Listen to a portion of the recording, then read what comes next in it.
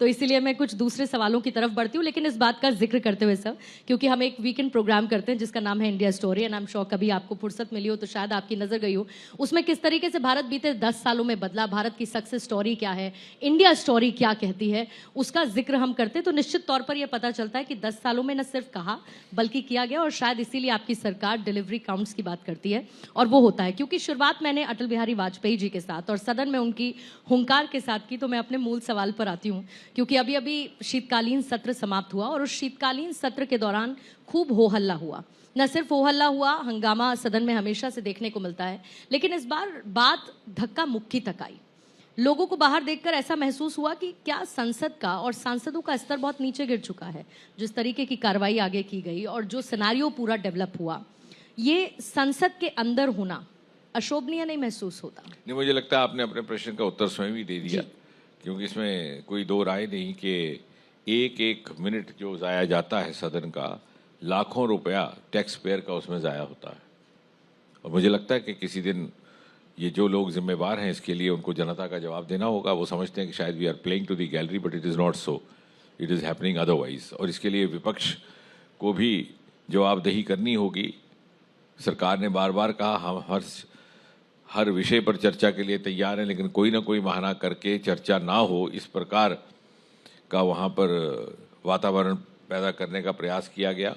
और एक दिन नहीं, 2 दिन नहीं, जब तक इसका अंत नहीं हुआ। और ऐसे ऐसे मुद्दे उठाए गए जिनका कोई आधार नहीं था। कहा गया कि सरकार आरक्षण के खिलाफ है।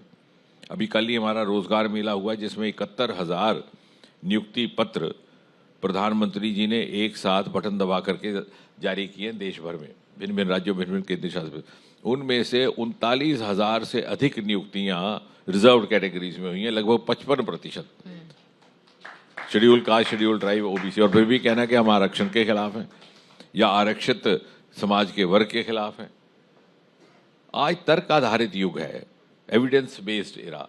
ऐसा नहीं है कि मैंने कह दिया तो आपने सुन लिया, आपने कहा तो मैंने सुना, और हम दोनों भी एक दूसरे की सुन लें और मान जाएं तो तीसरा कोई हमें वॉच कर रहा है अपना निर्णय देने के लिए। और इसलिए देश समझ रहा है, जनता समझ रही है, और जो लोग इसके लिए जिम्मेवार हैं उसका इसको खबजाना भी भुगतना पड़ेगा। लेकिन सरकार कहती है कि सदन चलने का काम दोनों पक्षों का है, पक्ष का भी है, विपक्ष का भी है। विपक्ष कहता है कि सदन को चलाने की जिम्मेदारी सरकार की होती है।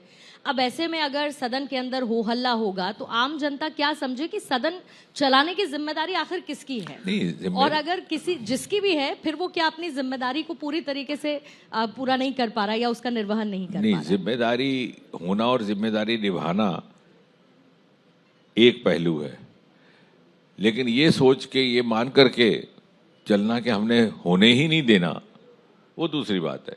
तो यहाँ पर तो ऐसा लगता है कि विपक्ष ये सोच के बैठा था कि किसी भी सूरत में सदन चलना ही नहीं चाहिए।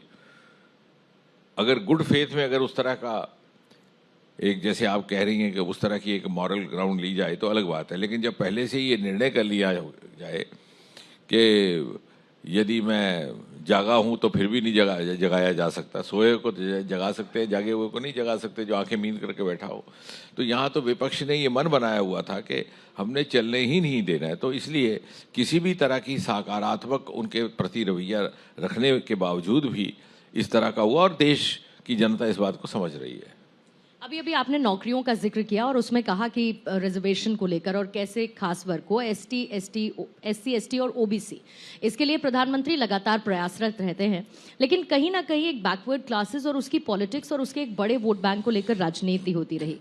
पहले संविधान का पूरा मुद्दा चुनावों के दौरान चला, फिर अंबेडकर साहब तक आ गया। ये कहा गया कि अमित शाह जी ने बाबा साहेब अंबेडकर का अपमान किया, प्रेस कॉन्फ्रेंसेज हुई, लेकिन विपक्ष ने उस मुद्दे को नहीं जाने दिया और अंबेडकर साहब का कौन कितना सगा, इस बात की एक पॉलिटिक्स शुरू हो गई।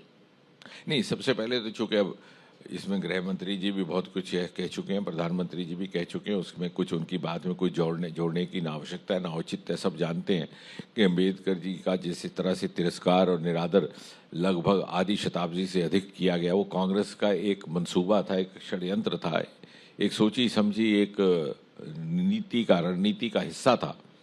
और मुझे लगता है कि इतनी बार प्रमाण सहित ये बात कही जा चुकी है, उसको दोहराने की मैं आवश्यकता नहीं समझता। जो भी अंबेडकर को सम्मान दिया गया इसी सरकार ने दिया। और विडंबना ये है कि जब विदेशों में उनको सम्मान मिला, अगर आप लंदन स्कूल ऑफ इकोनॉमिक्स में जाएं तो फाटक में दाखिल होते ही सबसे पहले आपको अम्बेडकर की मूर्ति के दर्शन होते हैं। यानी विदेशियों ने उनको सम्मान दिया। और यूनाइटेड किंगडम जो कि जिसने गुलाम बना के रखा हिंदुस्तान को, उन्होंने भी उनको सम्मान दिया, उनके इंटेलेक्ट को, उनकी सूझबूझ को, उनके समाज के प्रति और राष्ट्र के प्रति उनके अर्पण को। लेकिन शायद यही बात, चूँकि एक परिवारवाद का पालन करने वाली पार्टियों को ये बात अनुकूल नहीं गुजरती थी, इसलिए उनका, और ये अब तो प्रमाण सहित सबको मालूम है कि अम्बेडकर जी का जो सम्मान हुआ है मोदी जी के आने के बाद हुआ, भारतीय जनता पार्टी के आने के बाद हुआ, उनके नाम पर उनकी स्मृति में स्मारक भी बनाए गए, उनको मान सम्मान भी दिया गया। और जहाँ तक ताल्लुक़ है कि रिज़र्व कैटेगरीज का, हुआ यूँ है कि कांग्रेस इसलिए कभी कभी तिलमिला जाती है कि इन्होंने 50-60 वर्ष तक समाज के कुछ वर्गों को इसलिए भ्रमित करके रखा कि वो भारतीय जनता पार्टी से अपने आप को परे रखें। एक तरफ ये कहा करते ये स्वर्ण जाति की पार्टी, मालूम नहीं क्या वो भी इन्होंने गढ़ा संज्ञा स्वर्ण जाति, यानी ब्राह्मण, ठाकुर, महाजन, अब स्वर्ण भी इन्होंने ही बनाया और ये हमारे साथ चिपका दिया। फिर इन्होंने कहा कि ये विशेषकर जो हमारे संवेदनशील क्षेत्र थे, पेरिफेरल क्षेत्र, पूर्वोत्तर का क्षेत्र, कश्मीर घाटी का, वहाँ जाकर के कहा कि साहब अगर भारतीय जनता पार्टी आ गई तो ये आपका खान पान बदल देंगे, आपका रहन सहन बदल देंगे, आपका लिबास बदल देंगे, आपका पूजा पाठ बदल देंगे। और इसलिए चूँकि शायद उतना पर्याप्त हमें अवसर नहीं रहा ये गलतफहमियाँ दूर करने का, मोदी जी के आने के बाद एक नई शुरुआत हुई और मोदी जी एक ऐसा नाम बन करके उभरे जिसने सारे देश को एक डोर में बांध दिया, उत्तर से दक्षिण, पूर्व से पश्चिम, पूर्वोत्तर तक। पूर्वोत्तर में जब हम 2014 में आए तो आलम यह था कि अगर केंद्र से कोई वहाँ नेता जाता तो अखबार लिखती कि लीडर फ्रॉम इंडिया,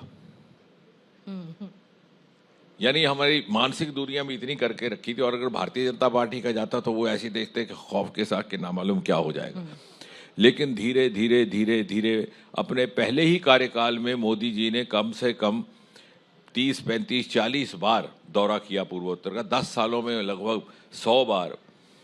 और आज पूर्वोत्तर को मोदी सरकार के डेवलपमेंट मॉडल के मिसाल के तौर पर दिखाया जाता है। वहाँ पर सड़कों का जाल बिछ गया। एक ज़माना था जब अगर आप गुवाहाटी जाते तो वहाँ पर सबसे पहले ये मांग आती कि हेलीकॉप्टर की सर्विस टू शिलोंग बढ़ा दी जाए क्योंकि आवाजाही में कमी रहती है। अब क्या है कि हेलीकॉप्टर है भी, फिर भी लोग प्रेफर करते हैं सड़क के साथ जाना क्योंकि इतना खूबसूरत नज़ारा है रास्ते में। तो पूरी काया पलट गई। You have to see to believe कि पहले क्या था पूर्वोत्तर, अब क्या।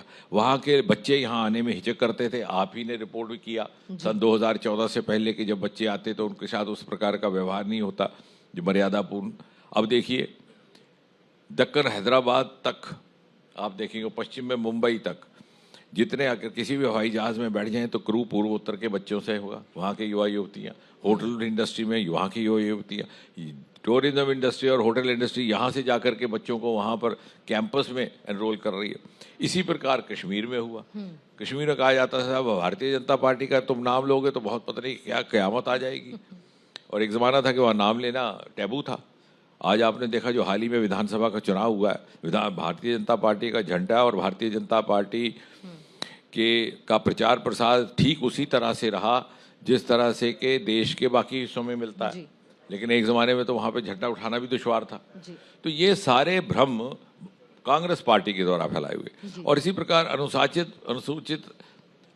अनुसूचित जनजातियों को और अन्य इस तरह के वर्गों को भी भ्रमित करके भारतीय जनता पार्टी से अलग रखने का प्रयास किया गया। लेकिन मोदी जी ने ये अपनी करनी से ये साबित कर दिया कि जितनी चिंता और जितनी योजनाएं इन जातियों के लिए मोदी जी के आने के बाद हुई हैं, उनके द्वारा हुई, इतनी कभी नहीं हुई। बल्कि महिलाओं के लिए भी आरक्षण सदन में भी दे दिया। इन्होंने सिर्फ कहा, किया कभी नहीं, क्योंकि मंशा नहीं थी। अब ये इसलिए थ्रेटन्ड फील करते हैं कि साहब ये जो हमने एक झूठा गुब्बारा बना के रखा था भारतीय जनता पार्टी को लोगों से जुदा रखने का, वो अब धीरे धीरे दी मिथ इज गेटिंग एक्सप्लोडेड। तो हकीकत ये है, इसके मूल जो विषय है, जो मूल कारण है, वो ये है कि जिन जातियों को या जिन वर्गों को इन्होंने भारतीय जनता पार्टी के साथ अलग रखा था, वो भारतीय जनता पार्टी के साथ दिन प्रतिदिन अधिक से अधिक जुड़ते जा रहे हैं। बस एक अंतिम सवाल के साथ बस इस चर्चा को समाप्त करूंगी। 2029 तक वन नेशन वन इलेक्शन के साथ हम खड़े होंगे? भारतीय जनता पार्टी का तो इसमें मौके बड़ा स्पष्ट है, प्रधानमंत्री जी ने भी कहा है, और उसके पीछे तर्क है जी।